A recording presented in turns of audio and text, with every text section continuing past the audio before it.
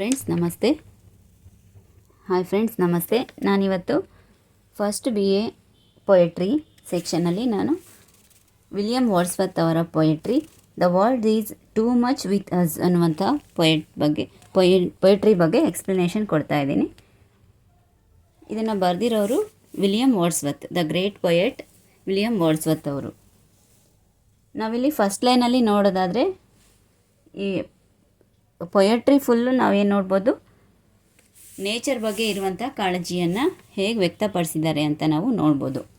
First ಲೈನಲ್ಲಿ the world is too much with us late and soon ಅಂದರೆ ಇಲ್ಲಿ poet ಏನು ಹೇಳಿದ್ದಾರೆ, ನಾವೆಲ್ಲರೂ ಭೋಗಭಾಗ್ಯದ ಜೀವನಕ್ಕೆ ಅಡ್ಜಸ್ಟ್ ಆಗಿದ್ದೀವಿ, ಅಂದರೆ ಪ್ರಕೃತಿಗೆ ನಾವು ಅಡ್ಜಸ್ಟ್ ಆಗಿಲ್ಲ ಅಂತ ಹೇಳ್ತಾ ಇದ್ದಾರೆ.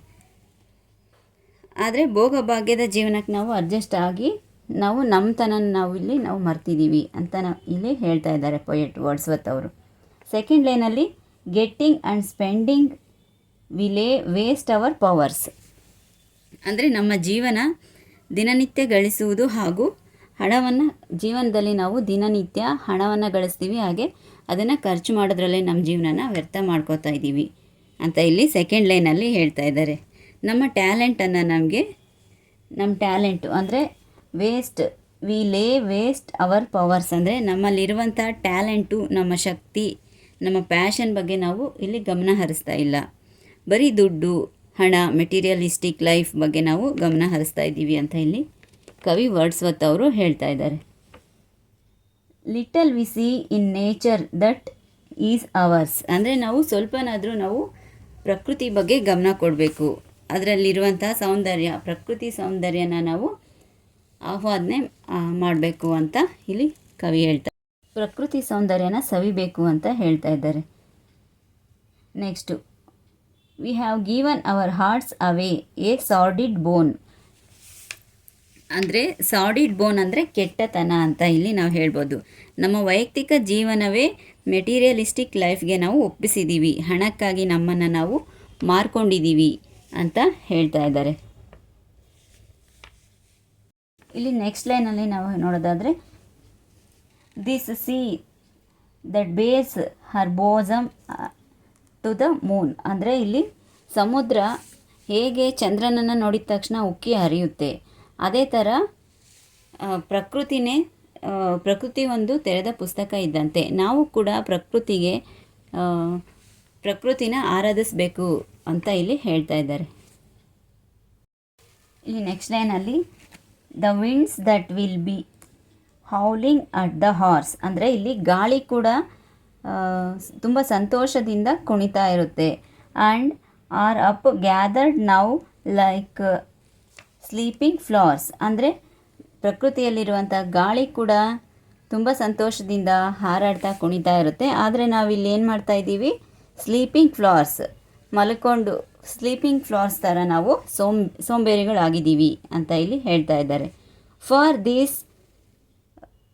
For everything we are out of tone ಅಂದರೆ ನಾವಿಲ್ಲಿ ಔಟ್ ಆಫ್ ಟೋನ್, ನಾವು ಪರಿಸರವನ್ನು ಪ್ರೀತಿಸ್ತಾ ಇಲ್ಲ, ನಾವು ನಮ್ಮತನವನ್ನು ನಾವು ಪ್ರೀತಿಸ್ತಾ ಇಲ್ಲ, ಬೇರೆ ನಾವು ಮೆಟೀರಿಯಲಿಸ್ಟಿಕ್ ಲೈಫಿಗೆ ಅಡ್ಜಸ್ಟ್ ಆಗಿದ್ದೀವಿ ಅಂತ ಇಲ್ಲಿ ಹೇಳ್ತಾ ಇದ್ದಾರೆ.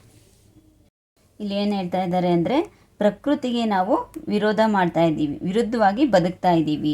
Next it moves us not ಅಂದರೆ ಪ್ರಕೃತಿಗೆ ನಾವು ವಿರುದ್ಧವಾಗಿ ಬದುಕೋದು. Great god I had rather be a pagan suckled in a creed outworn ಅಂದರೆ ಪ್ಯಾಗನ್ ಅಂದರೆ ಇವರು ಪ್ರಕೃತಿನ ಮಾತ್ರ ಪ್ರೀತಿಸೋರು, ಅಂದರೆ ಮೂರ್ತಿ ಪೂಜೆ ಮಾಡದೇ ಇರೋರು. ನಾವು ದೇವರನ್ನು ಏನು ನೋಡ್ತೀವಿ, ಮೂರ್ತಿಗಳ ರೂಪದಲ್ಲಿ ನಾವು ನೋಡ್ತೀವಿ. ಆದರೆ ಪ್ಯಾಗನ್ಸ್ ಅಂದರೆ ಅವರು ಪ್ರಕೃತಿನೇ ದೇವರು ಅಂತ ಬದುಕೋರು. So might I standing on this pleasant sea have glimpses that would make me less forlorn. So might I standing on the pleasant sea ಅಂದರೆ ನಾವಿಲ್ಲಿ ಒಂದು ಸುಂದರವಾದ ಹುಲ್ಲಿನ ಹಾಸಿಗೆಯಲ್ಲಿ ನೋಡಿದ್ರೆ ಪ್ರಕೃತಿ ತುಂಬ ಸುಂದರವಾಗಿ ಕಾಣುತ್ತೆ. ಗ್ಲಿಮ್ಸಸ್ ಅಂದರೆ ಸುಂದರವಾದ ನೋಟ, ಸುಂದರವಾಗಿ ಕಾಣುತ್ತೆ ಅಂತ ಇಲ್ಲಿ ಹೇಳ್ತಾ ಇದ್ದಾರೆ. ಫಾರ್ಲೋನ್ ಅಂದರೆ ಇಲ್ಲಿ ಹತಾಶೆ. ನಾವು ಯಾವುದೇ ರೀತಿಯಲ್ಲ ಇರುವಂಥ ನಮ್ಮ ಹತಾಶೆಯನ್ನು ನಾವು ಮರಿಬೋದು. ಪ್ರಕೃತಿ ಸೌಂದರ್ಯವನ್ನು ನಾವು ಆಹ್ವಾದಿಸಿದ್ರೆ ನಾವು ಫಾರ್ಲೋನ್ ಅಂದರೆ ಹತಾಶೆಯನ್ನು ನಾವು ಮರಿಬೋದು, ನೆಮ್ಮದಿಯಾಗಿ ಜೀವನ ಮಾಡ್ಬೋದು ಅಂತ ಇಲ್ಲಿ ಹೇಳ್ತಾ ಇದ್ದಾರೆ. Have sight of Proteus rising from the sea or, ಇಲ್ಲಿ ಏನು ಹೇಳ್ತಾ ಇದ್ದಾರೆ ಕವಿ ವರ್ಡ್ಸ್ವರ್ತ್ ಅವರು, ಪ್ರೋಟಸ್ ಅಂದರೆ ಗ್ರೀಕ್ ಮೈಥಾಲಜಿ ಪ್ರಕಾರ ಸಮುದ್ರ ದೇವರು. ಪ್ರೋಟಸ್ ಅಂದರೆ ಸಮುದ್ರ ದೇವರು. ಅವರು ಪ್ರಕೃತಿಯ ಬಗ್ಗೆ ಭವಿಷ್ಯವನ್ನು ಹೇಳ್ತಾ ಇದ್ದಾರೆ. ಮುಂದೆ ಏನಾಗುತ್ತೆ ಅಂತ ಭವಿಷ್ಯನ ಹೇಳೋರಾಗಿದ್ದರು. ಅದೇ ಥರ ಇಲ್ಲಿ ಕವಿ ನಮ್ಮ ಪ್ರಕೃತಿಯ ಭವಿಷ್ಯ ಏನಾಗುತ್ತೆ ಅಂತ ಕೇಳಬೇಕು ಅಂತ ಅವರಿಗೆ ಆಸೆ ಇರುತ್ತೆ. Or heard old Triton blow this weathered horn, ಅಂದರೆ ಗ್ರೀಕ್ ಗಾಡ್. ಟ್ರಿಟನ್ ಅಂದರೂ ಕೂಡ ಗ್ರೀಕ್ ಗಾಡ್ ಆಗಿರ್ತಾರೆ, ಸಿ ಗಾಡ್. ಇವರು ಪ್ರಕೃತಿಯ ಬಗ್ಗೆ ಏನು ಹೇಳ್ತಾರೆ ಅಂತ ನಾನು ಕೇಳಬೇಕಾಗಿದೆ. ನಮ್ಮ ಈ ಜೀವನ ಶೈಲಿ ಹೀಗೆ ಇದ್ದರೆ ಪ್ರಕೃತಿಯ ನಾಶ ಆಗುತ್ತೇನೋ ನಾನು ತಿಳ್ಕೋಬೇಕು ಅಂತ ಇಲ್ಲಿ ಕವಿ ವರ್ಡ್ಸ್ವರ್ತ್ ಅವರು ಅವರ ಹತಾಶೆನ ವ್ಯಕ್ತಪಡಿಸ್ತಾ ಇದ್ದಾರೆ.